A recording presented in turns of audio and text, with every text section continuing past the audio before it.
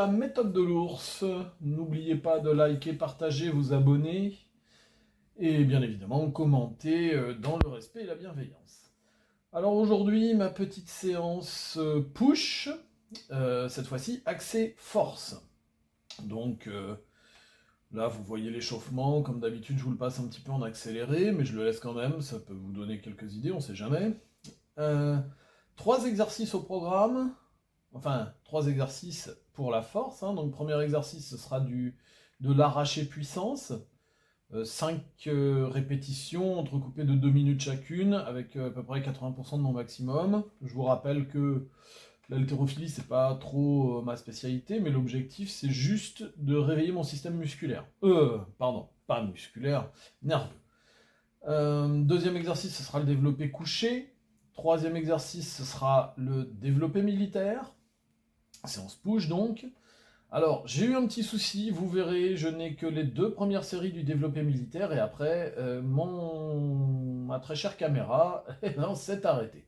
Donc vous n'aurez pas la fin de séance, mais bon, c'est pas forcément super important. Disons qu'après ça, j'ai juste fait une série d'abdos jusqu'à l'échec, avec double rest pause de 30 secondes, de manière à vraiment faire brûler les abdos en fin de séance.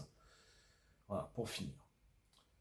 Donc là, vous voyez, je suis en train de finir mon échauffement. J'ai beaucoup travaillé sur tout ce qui est coiffe des rotateurs, bien évidemment, mais j'ai également pas mal travaillé sur mes avant-bras, puisque je suis encore en train de souffrir de mes épitrocléites. Enfin, souffrir, non. Elles me gênent, on va pas dire que c'est de la souffrance. Donc là, en même temps, j'en profite pour faire ma montée en charge sur l'arraché. Alors quand je travaille la coiffe de rotateur, je la travaille en rotation externe et interne, qui est souvent négligée.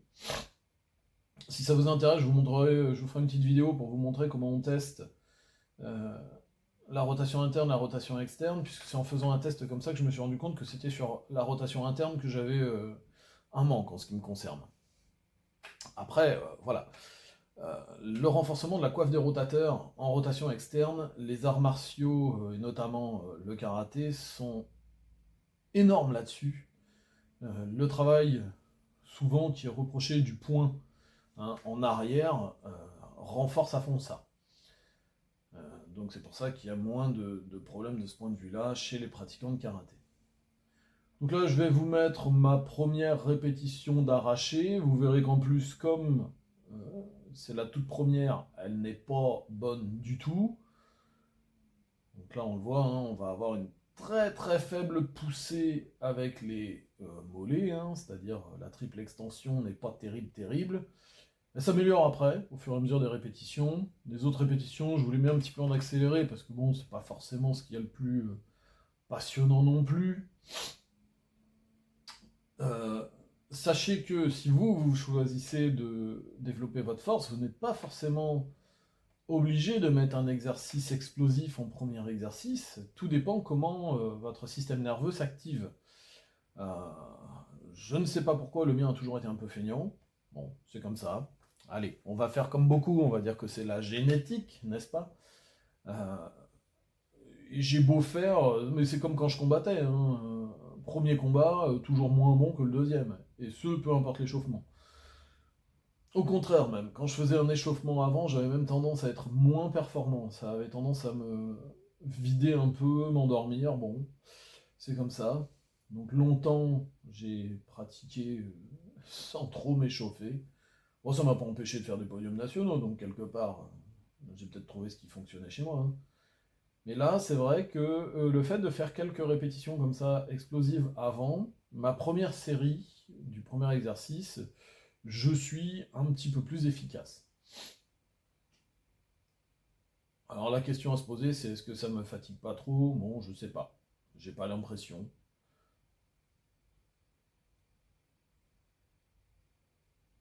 Alors je vous laisse apprécier, mettez-moi en commentaire si vous avez du mal à démarrer au départ ou pas. Alors ce qui est assez surprenant, puisque derrière, après, quel que soit le sport, je suis assez explosif, j'allais dire très explosif. Donc il y aura forcément des gens qui diront « Ah ouais, mais moi j'ai vu Usain Bolt, il est plus explosif que toi. » Oui, bon, c'est vrai. Et, par rapport à la moyenne des gens, je suis extrêmement explosif, ça c'est clair, mais pas au départ. Voilà, c'est bon, petite particularité. Faut finir par se connaître au bout d'un moment quand on fait de la musculation, hein. Je parle bien de musculation, pas forcément de bodybuilding. Donc là, c'était donc la première semaine, je vous en ai parlé, hein, depuis j'ai fait d'autres semaines pour finir mon bloc. Euh, les adaptations, bon, il faut savoir que j'ai viré tous les abdos après. Mais j'ai conservé donc tout le reste pour les séances force. Après, je sais pas si ça se voit, j'aime pas trop les abdos. C'est pas mon truc. C'est vrai qu'on en bouffait pas mal quand on faisait du combat. Euh, Peut-être que c'est ça qui m'en a écœuré, je ne sais pas. Mais bon. Alors, bien sûr, si vous êtes haltérophile, je pense que mon mouvement ne doit pas vous plaire. Je vous prie de m'en excuser. Mais c'est vrai que je cherche pas non plus à devenir très performant. Même si, bon, c'est des mouvements que je trouve plaisants. Alors je sais que certaines personnes vous diront faut pas en faire parce que c'est mauvais pour les épaules, etc., etc. Je vais vous dire, le matin, faut pas se lever non plus, hein, parce que ça peut être mauvais pour votre santé. Vous imaginez, vous traversez la route, vous vous faites écraser. Eh ben ça, c'est parce que vous vous êtes levé le matin, donc faut surtout pas le faire non plus, hein. Non, à un moment, faut arrêter la peur des mouvements, hein, la kinésiophobie fameuse. Donc là, malgré le fait que j'ai fait un réveil nerveux, je vais quand même faire une montée en charge sur le mouvement, spécifiquement, pour continuer de chauffer, bien sûr, muscles et articulations, et pour vraiment rentrer dans le move. Parce que attaquer directement, autrefois je le faisais, maintenant je suis plus trop capable de le faire, j'avoue. Euh, je trouve ça beaucoup plus dur, j'ai besoin d'un peu plus de chauffe. Après, voilà, je vieillis aussi, hein. J'ai plus 20 ans, on est plus près de la cinquantaine d'ailleurs, hein, que d'ailleurs, mais bon. Donc j'ai besoin d'un petit peu plus de mise en marche, mais le moteur vieillit, c'est comme ça. Donc vous allez voir, hein, 3 séries de 3. Pareil, là j'ai dû mettre 80% de mon maximum, donc je suis à 100. Première semaine j'ai mis 118, après comme ça m'ennuyait, j'ai mis 120, j'ai arrondi, c'est pas grave. Euh, donc vous allez voir, 3 ça passe, on n'a pas forcément l'impression sur la vidéo, mais je trouve que ça passe crème. Je sens que j'en ai encore dessous la pédale, je peux continuer. Alors on s'en rend pas compte, mais en fait je viens toucher la poitrine à chaque fois, hein.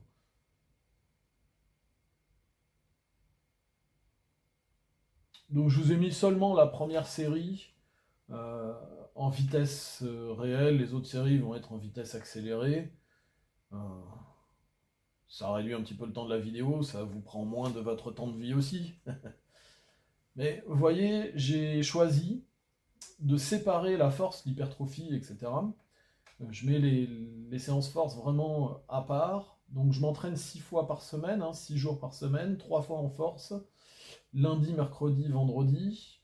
Euh, à une période, je faisais tous mes entraînements de force en début de semaine et puis les autres entraînements en fin de semaine. Je me suis rendu compte que en espaçant d'une journée mes entraînements de force, je suis plus performant parce que souvent, le lendemain d'une journée de force, bah déjà je suis moins fort et puis je suis moins motivé aussi. Ça me fatigue un peu plus. Au début, c'est pareil, je mettais 3 exercices de force par séance pour faire que 2 séances de force. Les 3 exercices, c'est pareil, j'avais un peu de mal. En fait, je réagis pas très bien au gros volume. Euh, j'ai besoin d'un très très faible volume. C'est peut-être pour ça qu'autrefois, euh, j'ai un ami qui m'avait recadré un petit peu mon entraînement de muscu par rapport au nombre d'entraînements que je faisais en combat à côté. Je faisais 2 entraînements de muscu par semaine, un en HIIT, High Intensity Training de Arthur Jones, et un autre en circuit training pour l'explosivité, hein. Et j'avoue qu'à ce moment-là, le HIIT, j'avais super bien réagi, quoi. Musculairement et tout, ça a été une période où j'avais un physique comme j'en ai rarement eu, quoi. Euh, c'est aussi pour ça que j'ai tendance à diminuer un peu le volume en vieillissant, parce que je me rends compte que je réagis très bien à l'intensité. Euh, L'intensité au sens charge ou aussi au sens intensivité, c'est-à-dire proximité de l'échec.